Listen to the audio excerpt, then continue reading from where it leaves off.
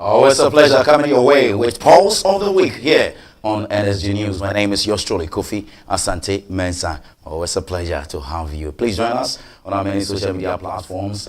Say nsgnews.com is our website. Please do visit our website and our social media platforms to like our pages and also read from our website. Once again, it's Kofi Asante Mensah on Pulse of the Week. Today, the 13th day of March 2026, and this channel is NSG. Right after this breather, there's more by way of headlines and also editorial for you on a Friday evening like this one. We are live on social media platforms, especially on YouTube. Please do join us and share some comments, and we'll be so happy to read it to the rest of the world. Myself, on behalf of my crew and myself, I say welcome to the show. Wherever you are watching us from, we are coming your way live from the heart and the middle center of the whole world, Accra, Ghana. And we are here at Adenta in Amahia, Jacana Street. Thank you for joining us wherever you are around the world. Just after this breather, there's more. Please stay.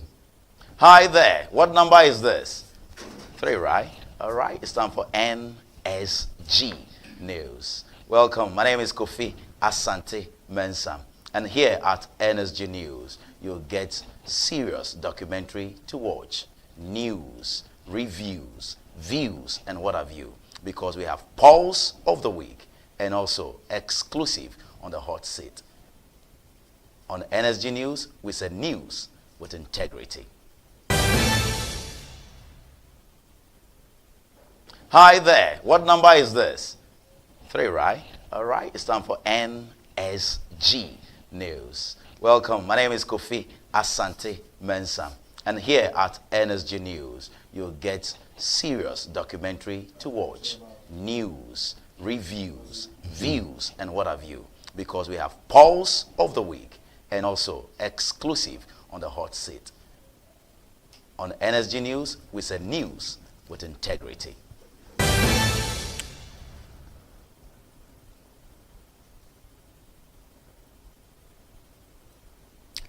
Welcome back. This is NSG News, our website, nsgnews.com. Please visit us over there and you'll be so happy to be reading more articles. Let's begin from the major stories we have for you by way of news.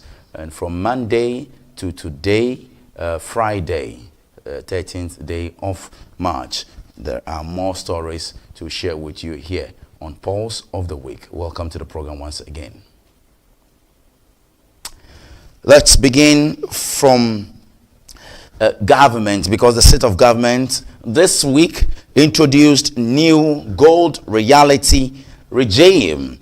One of the biggest economic stories of the week was Ghana's decision to implement a new sliding scale reality system for gold and lithium mining. And then the key takeaways or the key details are: the government replaced the 5% flat rate, royalty rate, with a price-based sliding scale. One key thing. Second key thing is that royalties could rise up to 15 or 12% when gold prices reach $4,500 per ounce. And the third key thing you should know is that gold prices are already trading above $5,000 per ounce, meaning the policy could significantly increase government revenue. And the debate has been around mining companies, and the Ghana Chamber of Mines warned it could discourage investment. Also, the Minerals Commission argues the change would boost national revenue without hurting profitability. So that is the significance is that this policy is part of Ghana's broader effort to maximize value from natural resources amid economic pressures. So one key thing that's occasioned this week is more on the introduction of the new gold royalty regime. Let's talk about the next major thing this week. Ghana pushes UN resolution on slavery reparations. And Ghana took a major diplomatic step at the United Nations this week.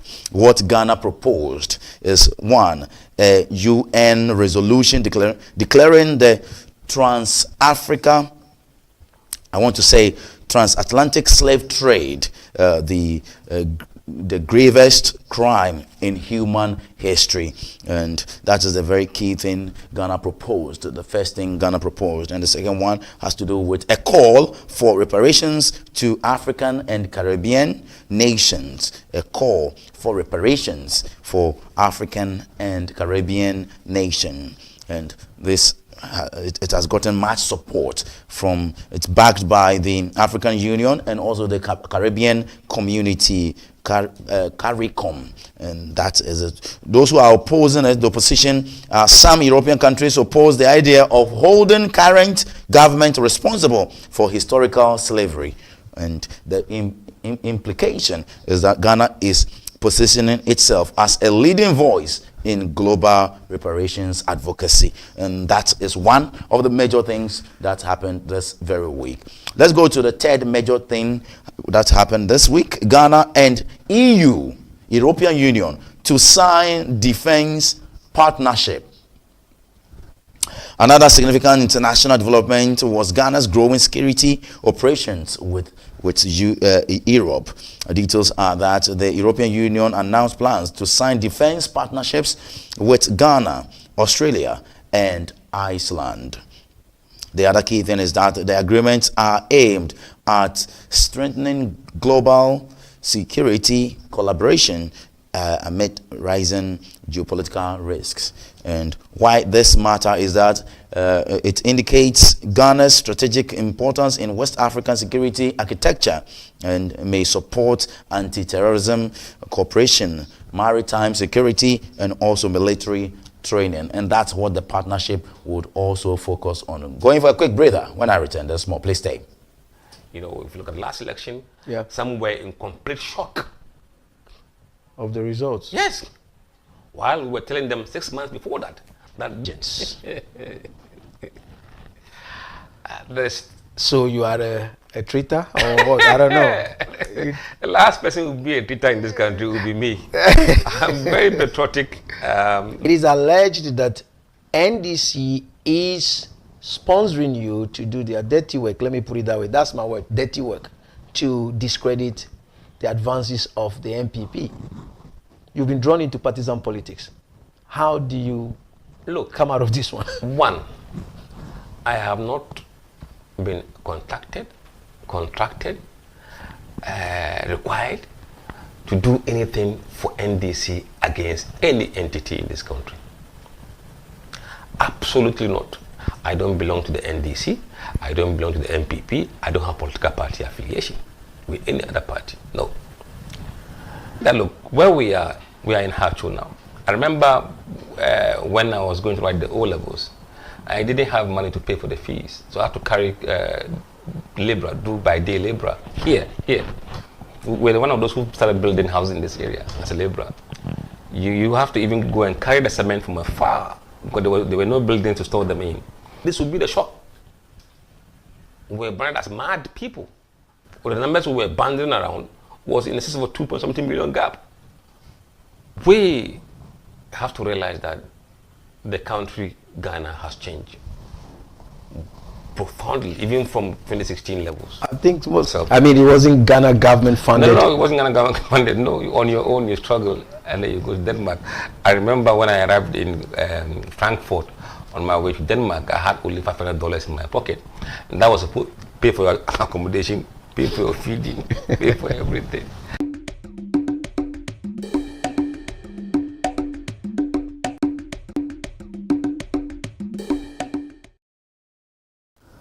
Thank you very much. Always a pleasure to have you. My name is Kofi Asante Mensah. This is Pulse of the Week, coming to you from Jacana Street here at Amahia in the Adenta municipality of Ghana's capital, Accra.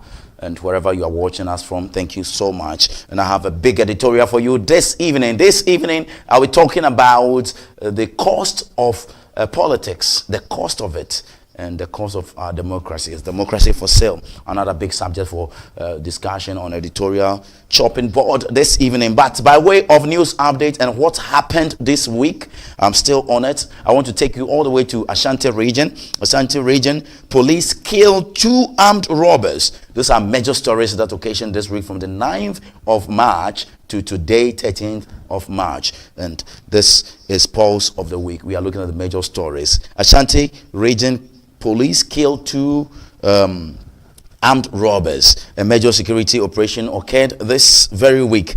What was the incident? The incident has to do with police in the Ashanti region shoot dead 2 suspected highway robbers. An alleged illegal arms supplier connected to the gang was arrested. What is the context of this? Some highway robbery has become a major concern in parts of Ghana. Authorities say the operation disrupted a robbery syndicate operating along major highways, and this is one of the major stories this very week. I want to go to the economics of the major stories for this week. The economic pressure on CD depreciation, very, very key and so important. The Ghanaian currency also remained under pressure. So there is pressure everywhere. For example, the exchange rate, it's now around 11.75 Ghana cedis to a dollar on the forex market, and about 10.78 on the interbank market. And the implication is that our Ghana cedi is weakening. The weakening is continuing. It is coming up so clearly, and it will affect inflation. It will affect import prices. Could also affect our fuel costs. Very, very important. I want to take you also to one of the biggest major stories that happened this week. By the way, it has to do with our national team football, right? The Women's Africa Cup of Nations, what they call WAFCON. Okay, it's been postponed. So the WAFCON postponement affects Ghana's female national team. And in some sports, I indicated the Women's Africa Cup of Nations, WAFCON, was postponed shortly before kick-off. And the tournament was moved from March to April to July to August. So it was supposed to start in March and end in April, but now it's been moved from March, which would end in April, to July to August 2026. Ghana's Black Queens were among teams affected by the sudden change. The reactions of some of the team member players and officials across Africa criticized the decision as mismanagement of CAF, the Confederation of African Football, CAF. Let's talk about some politics by way of our week review. Political development, Ayawaso East by-election fallout. And though the by-election occurred earlier in March, the political aftermath continued, dominating discussions during this very week. Because NDC candidate Baba Jamal won the election at Ayawaso East by-election with some about 63% of the vote, and this strengthened the base of the NDC in that very primary. But the key thing is that when he was being sworn in Parliament, he went and he was sworn in, and at his first day of work, he dozed off and slept. And that has been, people have been talking about it this very week. Also in education, I must say, education authorities also announced administrative changes. For example, GES directive that the Ghana Education Service issued a mid-term break directive for basic schools affecting the academic calendar, and we'll look at that seriously. So in summary, for our weekend review, we spoke about the economic policy, the new gold royalty regime, the cedi depreciation. I also addressed some international diplomacy in relation to UN repatriations initiative led by the Republic of Ghana. We also spoke about the EU-Ghana partnership or defense partnership agreement that they're about to sign. Security, some few issues in robbery, attacks in Ashanti region, and also we ended up in politics, and it has to do with Ayawasu East by-election, the swearing in of Baba Jamal and his sleeping in parliament. I'm going for a quick break, and when I return, then I will begin for you the course of politics here in Ghana by way of editorial. Please stay. I'll be right back. A whole new beginning. Get used to it. I have stepped into my new beginning. Yesterday is gone. Yesterday of darkness is gone. A whole new beginning. Yeah, yeah, yeah. Get used to it. I've stepped into my new level. See me watching me flying on eagle's wing. A whole new beginning.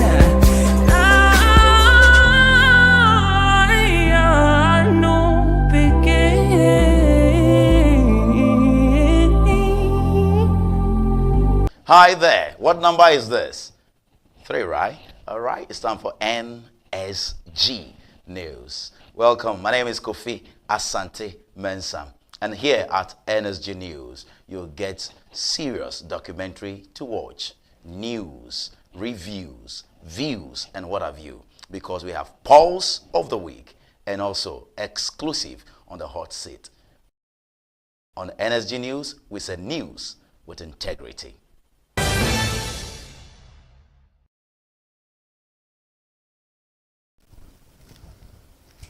All right, thank you very much. And one of my viewers indicated, Kofi, you didn't start with your African proverb today. I'll be ending with it. Please stay with me. I'll be ending with it. I have a very interesting African proverb, and I'll be ending with it. So if you stay with me, I want to talk about cost of political power, campaign funding, and the future of Ghana's democracy.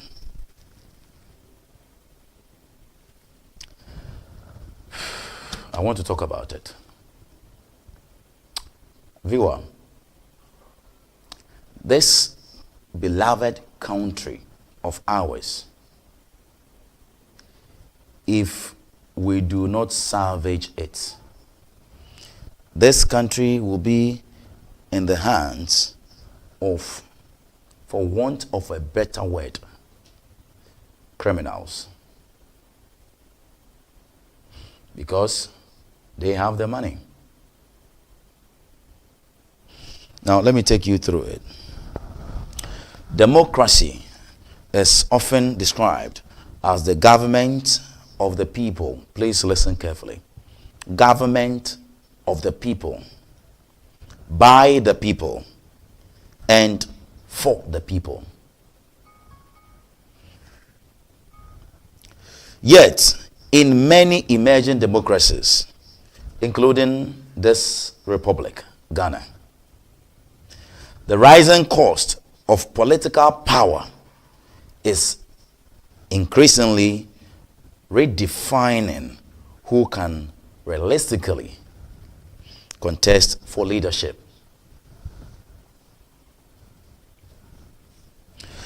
The financial barriers to entering politics, particularly presidential and parliamentary races, are rapidly transforming elections into expensive investments rather than civic service. I would want to repeat. I'm saying the financial barriers to entering politics, particularly presidential and parliamentary races, are rapidly transforming elections into expensive investments rather than civic service. Today, the question confronting Ghana's democracy is not merely who wins elections, but who can afford to contest them. I want to take you back into history. From grassroots politics to money politics now. Ghana's Fourth Republic, inaugurated in 1992, was built on the promise of competitive multi-party democracy. Competitive multi-party democracy. In the early years, campaigns were largely grassroots driven, relying heavily on party loyalty, door-to-door mobilization, and modest campaign spending. I don't want to repeat that. Modest campaign spending. Very, very modest campaign spending. However, over the past 2 decades, that means some 20 years back, election campaigns have undergone a dramatic transformation. Political competition between the two dominant parties, the New Patriotic Party, NPP, and the National Democratic Congress, NDC, has intensified the financial stakes of elections. Studies by governance organizations show that the cost of contesting parliamentary elections increased significantly over time.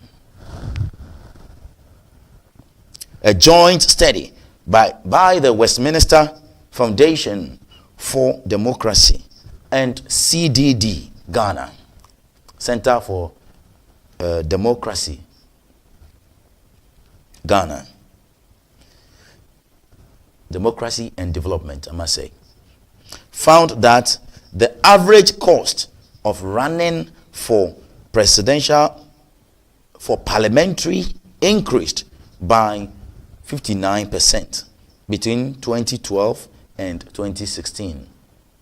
2012, 2013, 2014, 2015, 2016. Just 4 years. 59% increment. It could even be more. It could be more. Let me continue.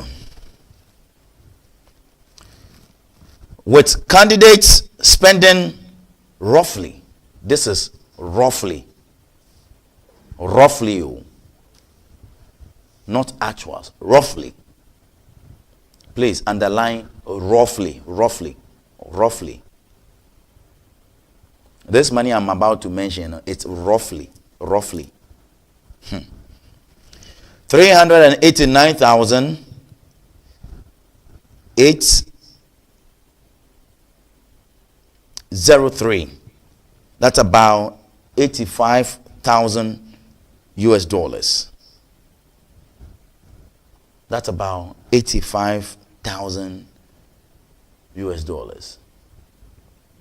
389,803 Ghana cedis, and estimatedly, trust me, 85,000 US dollars. This is roughly. Family, I said this one is roughly you. More recent research suggests the situation has worsened dramatically. And this was between 2012 and 2016, 4 years. Now listen to this.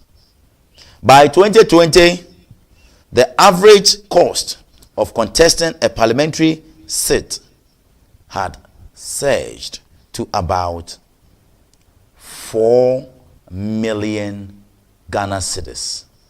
From 389,803, it has surged to 4 million Ghana cedis, largely due to expanded campaign spending and constituency obligations. Let's talk about the presidential. At the presidential level, some estimates suggest that a full national campaign may cost over 150 million. Over. The word is over. 150 million dollars. 150 million dollars. Hey, 150 million dollars. I'm not sure you heard me. I said 150 million dollars. And this one, the key word is over. I want you to underline over 150 million. Reflecting nationwide rallies, media advertising, logistics, and party mobilization. What began as competitive democratic politics is now increasingly described as monetized politics. Current drivers of the rising election costs. What are the things driving these costs? Several infrastructural and political factors have driven the escalating cost of elections in Ghana.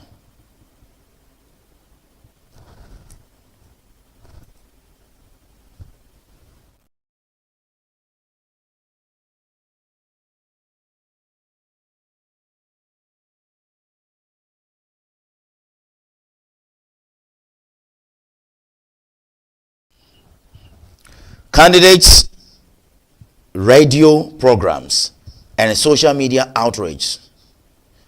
These platforms significantly increase campaign expenditure. Candidates spend substantial amount on media publicity in some constituencies.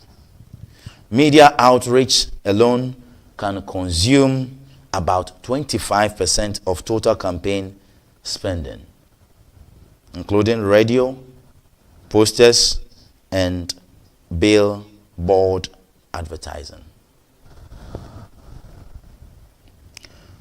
Expansion of campaign logistics.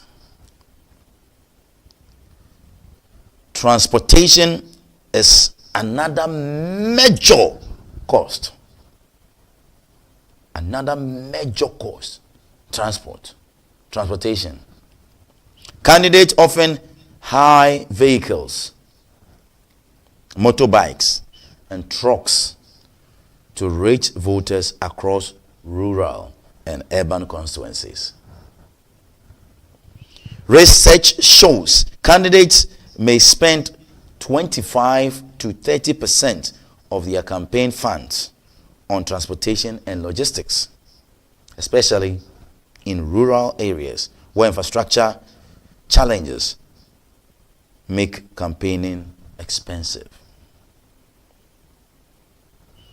Lengthy campaign seasons. And thanks to the Constitutional Review Commission, I think they have cut that campaigning season to just 6 months. I wish it could even just be 1 month. Yes, we can use the rest of the period to, if you like, to build a country. So lengthy campaign seasons. Campaigns now begin several years before elections. When they finish announcing the elections, then campaign starts. I'm telling you, from both ends. Then the campaign starts. When they finish announcing, then they tell you, oh, Kofi has won. Then the campaign starts. Campaigns now begin several years before elections, dramatically expanding the duration and cost of political competition. So anyone will catch you campaigning after December 7 election and announcement, and even after January 7 rather. After January 7, when they have put in the person in the helms of affairs and discharging his or her duties as president of the republic, and you start campaigning, the law should catch up with you. Yes, active campaign starts by way of the constitutional review recommendations, which we are waiting for what the John Mahama administration would approve of, what they will pick and what they will not. We're waiting for this one. They won't issue a white paper because it's a committee. If it was a commission, they would have issued a white paper. So this one, they will write to us. The presidency will communicate it. We are waiting for it. Seriously. I know and I pray they would accept that recommendation that you only use 6 months to campaign. 6 months. Active campaign. 6 months. The hidden economy of political campaigns. Beyond official campaign activities, there exists a less visible but significant financial ecosystem surrounding elections. Campaign spending in Ghana often includes meeting local party executives and grassroots organizers. Please listen to their names. So, number 1, local party executives and grassroots organizers. Local party executives and grassroots organizers. 2, transportation and hospitality for delegates. Do you understand hospitality for delegates? Hospitality for delegates. You will give them transportation and they will give them food to eat, where to sleep. Sometimes they can camp them. You see, all this I'm saying, when they finish and they get the nod as president or members of parliament, then they come back to cry to us that the monocracy is too much and da. But when they are about to go for the election, they don't see. When you talk about it, they say, oh, these are our people, let's give it to them, they need it. Work with 2 boreholes here. Allowances for campaign volunteers. They will give them lofty allowances. They say they are volunteers, but their salaries or the allowances they will give to them, no, it's more than somebody's salary. Support for community social needs. Boho waha, okotu akwai waha. They are doing so many things to show that they can do the work. A year say, birthday party. They can even come for your birthday parties, funerals, engagements, weddings, graduations, social events, donations to religious groups, churches, mosque. They will go. They are doing harvest. We are doing dedication. We are doing this. We are doing annual whatever. They will invite you.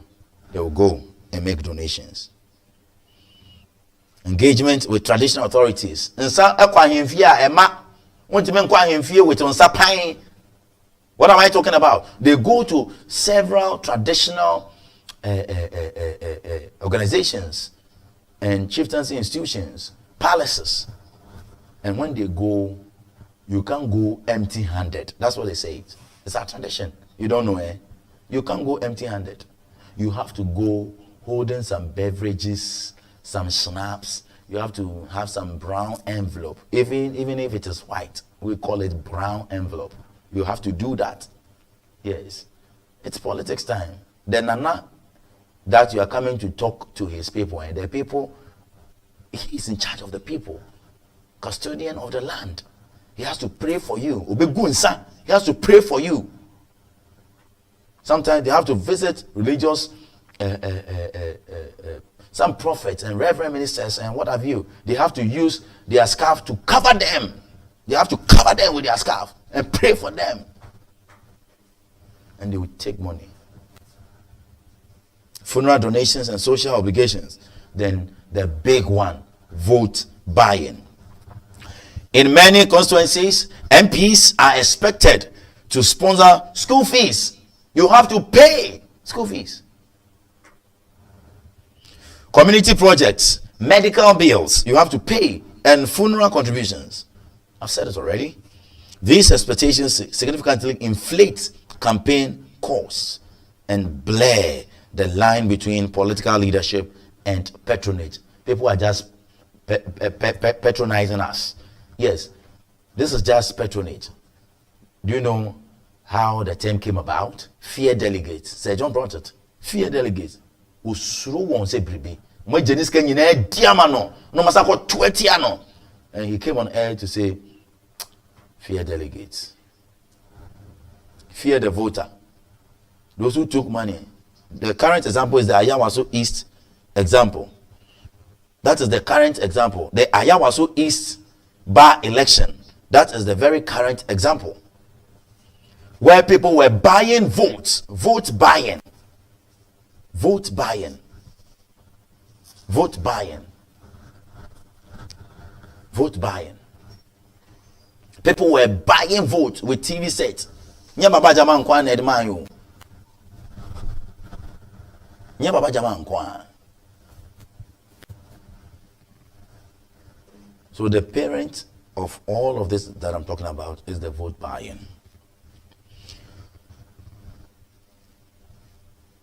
Party charges and nominations. This is one key thing I want to passionately talk about.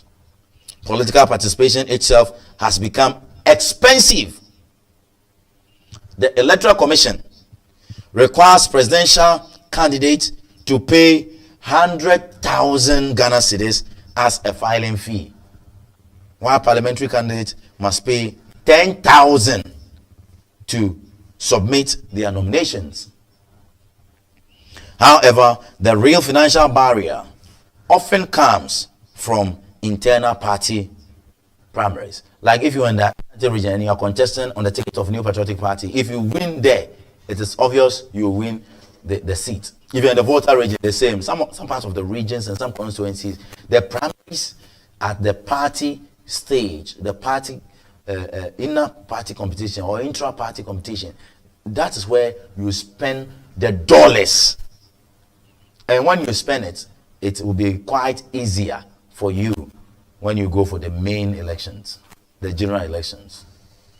So you have to pay 100,000 Ghana cedis and 10,000. That's for presidential and 10,000 for parliamentary. I don't know if 2028, God gave us life, whether they will increase it or not. The Electoral Commission and the party national executives, one of what set fees, you know, NDC and MPP, those who set the fees. Those who set the fees. I don't know what is in their mind that they set fees like that. I don't know. For example, prospective presidential aspirants in one party's internal primaries, listen, internal primaries, reportedly had to pay 100,000 as an application fee. Listen, and 500,000 as filing fees. Potentially pushing the total cost of contesting the primaries to about 1 million Ghana cedis even before campaigning begins. Some of the parties, they can charge a developmental fee. Who has nursed the constituency? If you have not paid money to nurse the constituency, they won't watch your face, crapo. These financial thresholds significantly limit participation, especially for young politicians and candidates without worthy networks. So if you're a young politician, you can't make it happen. It will be difficult for you. And these are shots from the 2024 final rally of the New Patriotic Party. And beneath it is the NDC, Giorgio Parado, also speaking over there. These events are not organized on a silver platter at all. I'm telling you. Huge sums of money, both sides, MPP and NDC. State capture. When campaign financing shapes governance, one of the most dangerous consequences of expensive elections is the emergence of state capture through political financing. Yes, state capture. Political analysts warned that when candidates rely heavily on worthy donors, when you rely heavily on gay people, they are funding, you will sell the country out. Illegal mining people, they are funding. Yahoo boys, they are funding. Corrupt online people funding. You will sell the nation out. Yes, experts argue that the high cost of elections often forces politicians to recover campaign investments through 1. Inflated government contracts. 2. Politically motivated procurements. 3. Misuse of public resources. Listen, people can sell their businesses. People can sell their lands. People can sell family properties, houses, lands, all properties you can think of, and come and use it to do politics. And they will lose. And on top of it, they will die. I know some people who have gone to their grave because of BP, high blood pressure. Or in a company, you use the company to go for loans. So they have taken over his huge building. And he has gone to family house. You know how the family will deal with you after building hugely and going for loan to do politics and failing. Bank people come for your building, you come to family house, they will laugh, mock, and you would get BP. He has passed on.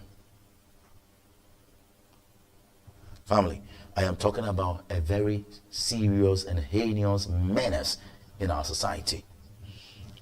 Governance analysts note that candidates can receive funds from undisclosed sources and later pay back donors through state resources after winning power.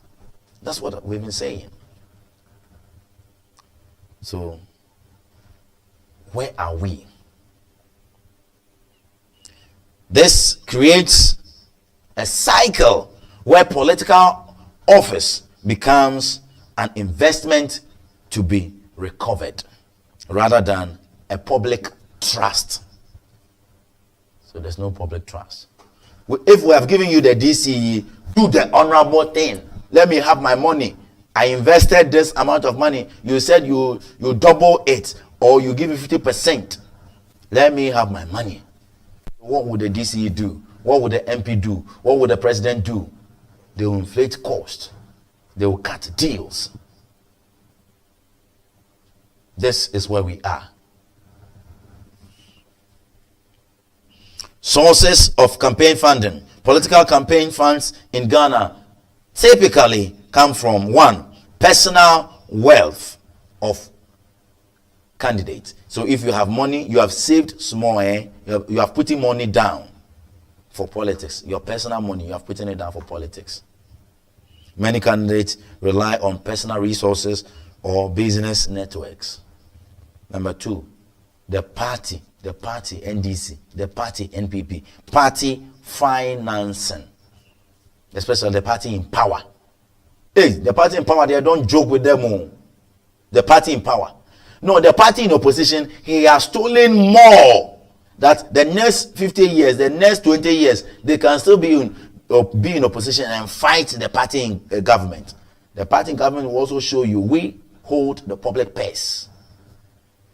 So these two political parties, NPP and NDC, since 1992, don't joke with them. They will give you a bitter run for your money.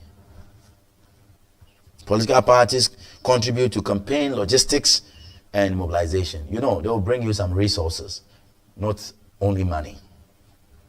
3, private donors and business interest. Some people, they donate to NDC, they donate to NPP, either parliamentary or presidential. They donate here and here and there.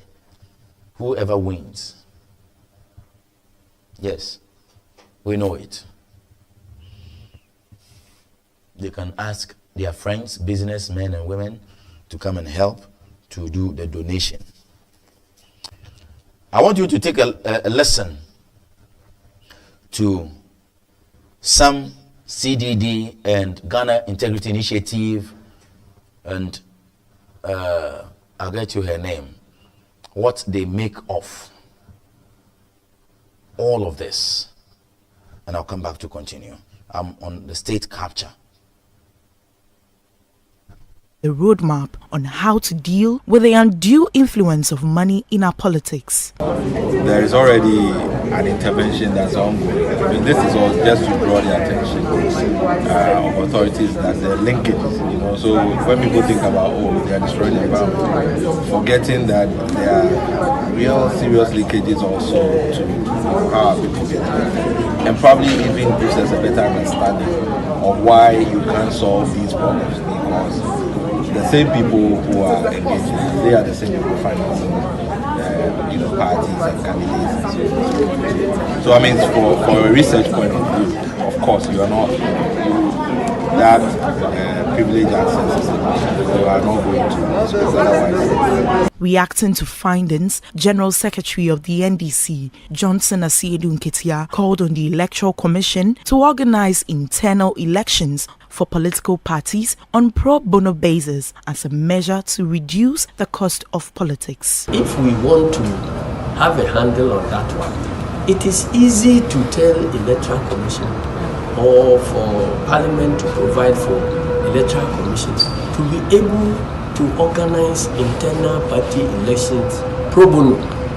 If that happens, then it will be easier for us to organize this one man, one vote within the parties. So you cut all the delegates? So you cut all the delegates, because as for the delegate system, that is one of the challenges. You know, people come to represent other people, and if they are bought to cast their vote differently, there are two injustices. The fact of corruption for vote, money for votes, is one wrongdoing. Former campaign manager for the NPP, Peter McMahon, on his part, outlined certain factors that accounted for the ballooning cost of elections in the country. Cost of running elections is going up, not necessarily because of corruption, but genuine expenditures are also going up. In 1957, the number of newspapers or television stations to advertise a candidate were maybe 2 or 3. Today, as I even stand here, there are about 7 of you and about 10 radio stations, and it costs money. The bottom line is our expenditure as a nation has increased at all levels, from personal to institutions to political parties. Right, so that is it. You heard it. I have some more to show you. Very, very important. I think Kofi Asante Mensah started it. You heard Johnson Asiedu Nketia and Mark Menu over there. Asiedu Nketia in DC, Mark Menu MPP. Sam Crawford anyway. If we don't nip it in the bud, the next 69 years of Ghana, the next 2 decades, 20 years, we can't make it.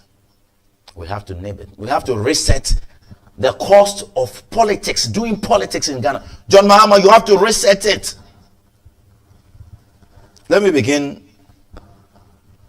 with Dr. Na Asantewa Afajinu. She has this profound statement to make. Watch it.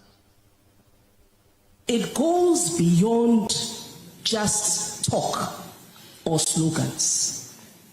And it is just ordinary citizens who are living up to that, benchmark of integrity. And it made me reflect very deeply about Ghana and how low we have sunk when it comes to integrity. And integrity, the lack of integrity is the reason why we have corruption. And why is this so important for us to talk with political parties today about this? Because the fish, they say, rots from the head. We have chosen multi-party politics to help us choose our leadership in this country. And therefore, political parties, the mechanism of the political party system should be one that enables us to choose leaders who have integrity. And when our leaders have integrity, they are able then to inform the very structures that govern this country. The reason why Ghana is where we are today, when it comes to all the different, if you look at all the indicators where corruption is concerned, we have fallen so low, we have sunk. Thank you very much. And that's Dr. Na Asantewa Afajinu over there, a very strong advocate for this very cause. Thank you so much. And I was talking to you about the sources of campaign funding, and I spoke about personal wealth, party financing it, and private donors and business business interests coming in, diaspora interest or diaspora contribution. They go outside. We should bring you our money, but you are not ready to accept us for us to contest and become leaders of the republic. We should bring you our money. No, unofficial and undisclosed sources. Very, very important. I want to take you through what the law says. Then I'll get you Mary Ada's tape. Then we'll be out of here. Please listen carefully. Ghana's legal framework for political financing is primarily derived from the 1992 Constitution and also the Political Parties Act, Political Parties Act 2000, Act 574. These laws require political parties to submit, please listen to this part carefully, submit financial reports and audited accounts before and after elections. Audited report before and after. They don't do it. But financial reports and audited account. I'm telling you, they don't do it. They also restrict political party funding to Ghanaian citizens and companies with at least 75% Ghanaian ownership. So if you can fund a political party, at least your company should be owned by Ghanaian about 75% before you can support any political party in this country. However, major gaps remain. The law focuses mainly on political parties rather than individual candidates. So they give the money to the individual candidates. They focus on political parties. So let's have a revision of that 1992 and the Political Parties Act 2000, Act what? 574. Let's revise it. Let's reset it. I don't want to read what I want to remember the committee, the Constitutional Review Committee, their chair. I want to remember his name, but I've forgotten. I want to read what his report says on that. What recommendation it says. Dr. What? The name comes and goes. The laws focuses on political parties, but not individual candidates. Please, let's review that. I'm sure the Constitutional Commission's reports may have touched it. Additionally, Ghana currently has no spending limits on campaigns. We should have spending limits.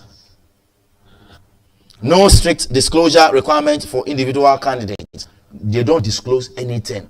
When the OSP catches people who have given money at political events, sram, weak enforcement mechanism. That's what I'm talking about. There should be a new legislation to solve the problem.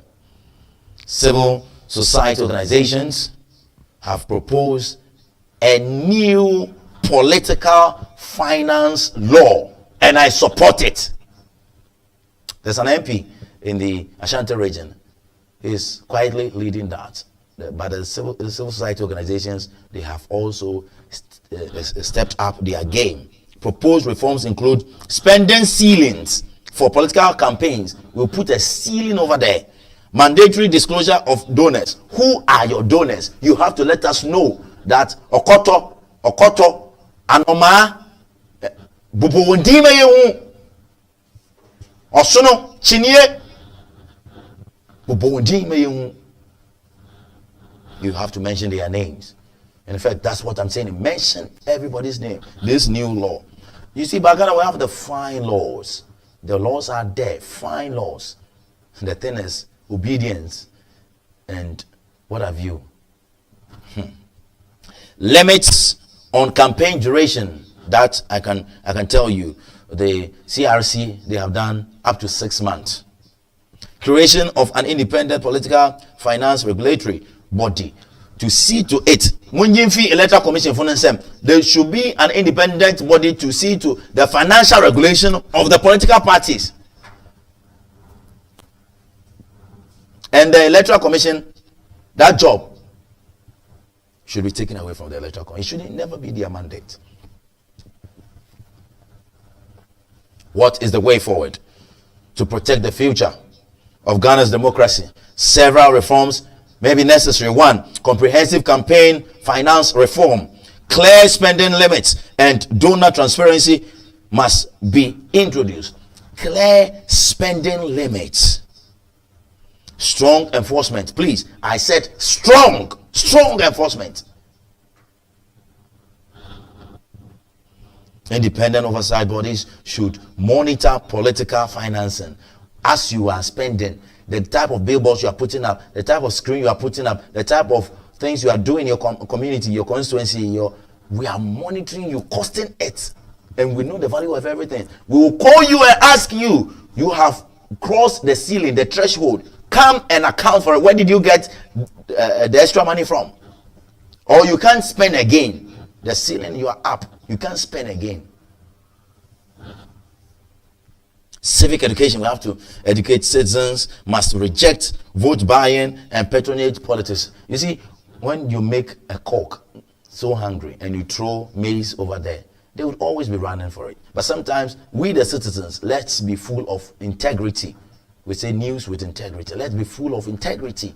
Sometimes they throw it to you, but you tell them enough is enough. I won't go and eat it to be caught and killed. Don't take their money. Tell them. In 2024, I remember some youth in the northern region rejected some rice and some salah or a gift B. That was good. Internal party reforms. Political parties should reduce excessive nomination fees. Those senseless nomination fees. Please reduce it. NDC and MPP. And delegate monetization. Shorter campaign, I've spoken about it. Watch Mary Ada. Mary Ada. Very strong woman. Our advocacy is the fact that if we are able to regulate the space of our campaigning, particularly with the political actors, then it helps us ground our politics in law. The current Political Parties Act does not exhaustively deal with some of the issues. So we believe that we need a regime. And for that matter, civil society has come together, CDD coordinates and brings everybody together to discuss this. And already they have consulted someone who has drafted a bill. But then critically, number one, we want to see a regime which reduces the period of campaigns. If we are able to reduce the period of campaigns, it means you do not need the resources that you would ordinarily need to prosecute an agenda of more than 2 years, which usually is what we see. And mostly when they get voted into power, the next level is them beginning to campaign again. So if we reduce it, the longest 6 months, like it's done in other countries, it will help us. Number two, we need to know who is funding or who is providing. So we need a limit on how much anybody can put into the campaign. That's a good one. That's Mary Ada. Mary Ada is the CEO for Transparency International Ghana, Transparency International Ghana, the CEO.